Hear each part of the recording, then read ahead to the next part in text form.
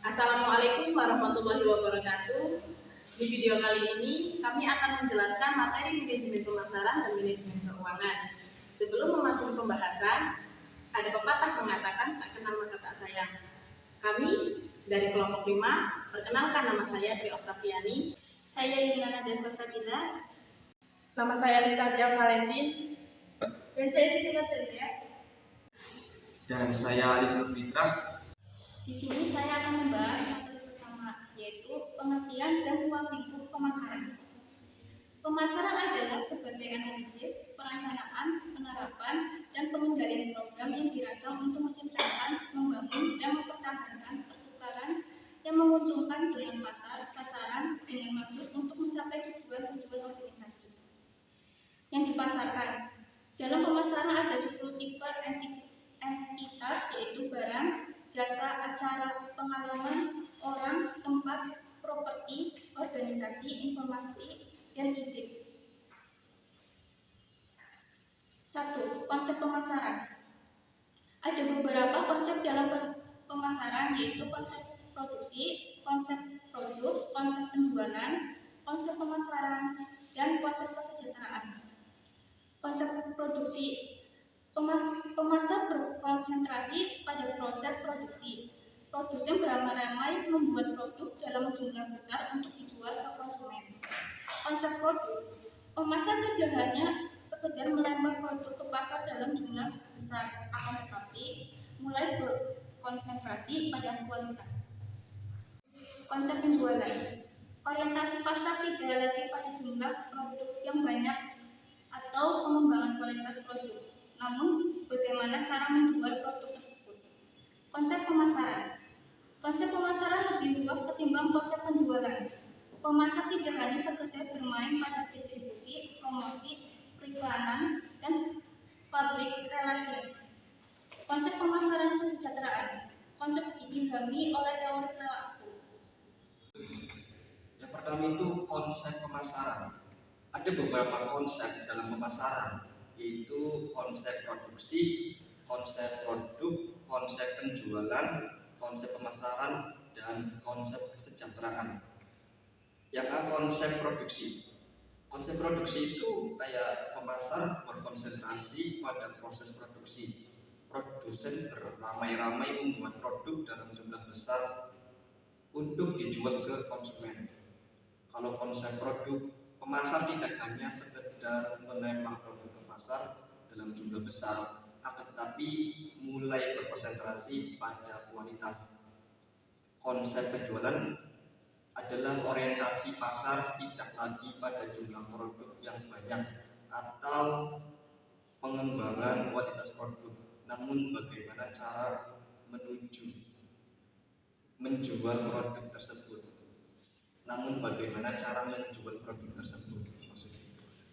Yang ke konsep pemasaran, yaitu konsep pemasaran lebih luas ketimbang konsep penjualan. Pemasar tidak hanya sekedar bermain pada distribusi, promosi, periklanan, dan public relation. Dan konsep pemasaran kesejahteraan itu seperti konsep ini diilhami oleh teori perilaku. Selanjutnya, strategi pemasaran. Strategi pemasaran merupakan strategi yang dirancang untuk mempromosikan barang atau jasa dengan tujuan untuk menghasilkan keuntungan.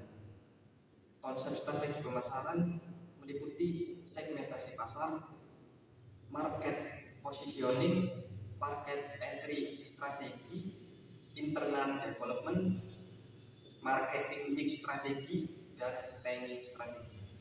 Selanjutnya yaitu fungsi strategi pemasaran. Yang pertama yaitu mengatur arahnya jalan bisnis atau perusahaan. Yang kedua meningkatkan motivasi untuk melihat masa depan bisnis yang telah dijalankan. Yang kemudian koordinasi pemasaran yang lebih efektif dan terarah. Strategi pemasaran berfungsi untuk mengatur arah dan jalannya perusahaan, sehingga membuat tim koordinasi menjadi jauh lebih baik dan terarah. Dapat merumuskan tujuan perusahaan yang akan dicapai. Dengan strategi pemasaran, pelaku usaha bisa terbantu untuk merinci tujuan yang ingin dicapai perusahaan. Kemudian pengawasan kegiatan pemasaran lebih efektif atas standar prestasi kerja. Kemudian tantangan pemasaran. Ada beberapa tantangan dalam proses pemasaran yang akan mengalami pergeseran-pergeseran baru yang sifatnya strategis. Yang pertama yaitu tantangan fisik, kedua tantangan pada power marketing, kemudian tantangan pada transferable marketing, keempat tantangan pada manajemen merek, dan tantangan pada etika pemasaran. Kemudian tujuan manajemen keuangan. Manajemen keuangan memiliki tujuan untuk memaksimalkan nilai perusahaan. Lalu ada analisis sumber dana dan penggunaannya. Analisis sumber dana atau analisis dana merupakan hal yang sangat penting bagi manajemen keuangan. Pada umumnya, rasio keuangan yang dihitung bisa dikelompokkan menjadi 6 jenis, yaitu rasio likuiditas, rasio leverage, rasio aktivitas, rasio profitabilitas, rasio pertumbuhan, dan rasio penilaian. Keputusan dan tanggung jawab manajemen keuangan. Yang pertama, manajer keuangan mempunyai tanggung jawab yang besar terhadap apa yang telah dilakukan. Yang kedua, mengambil keputusan investasi. Yang ketiga, mengambil keputusan pembelanjaan. Dan yang keempat, mengambil keputusan dividen. Aktivitas perusahaan ditinjau dari sudut manajemen keuangan menjadi tugas manajer keuangan. Tugasnya antara lain adalah sebagai berikut. 1. Memperoleh dana dengan biaya murah. 2. Penggunaan dana efektif dan efisien. 3. Analisis laporan keuangan. Yang keempat, analisis lingkungan internal dan eksternal yang berhubungan dengan keputusan rutin dan khusus. Kedudukan manajer keuangan dalam struktur organisasi perusahaan. Di dalam perusahaan yang besar, bidang keuangan dipimpin oleh seorang manajer keuangan. Sedangkan di dalam departemen keuangan, dalam suatu perusahaan dibagi lagi ke dalam beberapa bagian atau divisi yang dipunyai oleh seseorang kepada divisi, meliputi 1. Divisi anggaran, 2. Divisi penganggaran modal, 3. Divisi perencanaan keuangan, 4. Divisi perencanaan keuangan jangka pendek, 5. Divisi kredit, 6. Divisi hubungan masyarakat. Selanjutnya itu ada aktivitas keuangan. Aktivitas keuangan itu yang pertama itu ada aktivitas pembiayaan. Aktivitas pembiayaan itu kegiatan pemilik dan juga manajemen perusahaan untuk mencari sumber modal untuk membiayai kegiatan bisnis. Sumber modal tersebut itu ada 2. Yang pertama itu ada sumber modal eksternal, di mana modal pemilik atau modal sendiri, owner capital atau owner equity, atau biasa disebut dengan modal saham, capital stock yang terdiri dari saham istimewa, preference stock, dan juga saham biasa, common stock. Yang kedua itu ada utang jangka pendek, short term debt, dan utang jangka panjang, long term debt. Yang ketiga itu ada hibah. Yang kedua itu ada sumber internal, di mana sumber internal tersebut bisa dilakukan dengan aktivitas investasi, yaitu kegiatan penggunaan dan berdasarkan pemikiran hasil yang sebesar-besarnya dan risiko yang sekecil-kecilnya. Yang pertama itu ada modal kerja, harta keuangan, harta tetap, harta tidak terwujud, dan juga yang terakhir itu ada aktivitas bisnis. Aktivitas bisnis itu adalah kegiatan untuk mencari laba melalui efektivitas penjualan barang atau jasa, efisiensi biaya yang akan menghasilkan laba, di mana biasanya itu disebut dengan ada pendapatan, beban, dan juga laba rugi.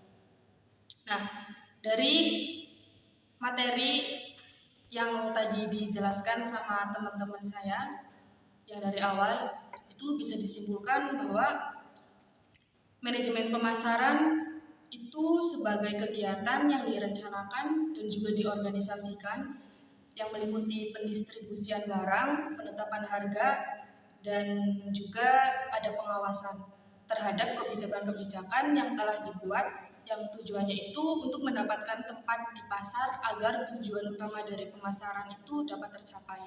Sedangkan manajemen keuangan itu dapat disimpulkan bahwa manajemen keuangan itu bisa disebut aplikasi konsep dan juga unsur-unsur manajemen dalam mengatur, memanfaatkan, dan mendayagunakan keuangan baik di suatu perusahaan, organisasi manapun, atau satuan untuk memfasilitasi pelaksanaan kegiatan secara efektif dan juga efisien melalui proses perencanaan, pelaksanaan, pertanggungjawaban, dan pengawasan secara sistematis dan juga sinergis. Itulah penjelasan materi manajemen pemasaran dan manajemen keuangan. Kurang lebihnya mohon maaf. Wassalamualaikum warahmatullahi wabarakatuh.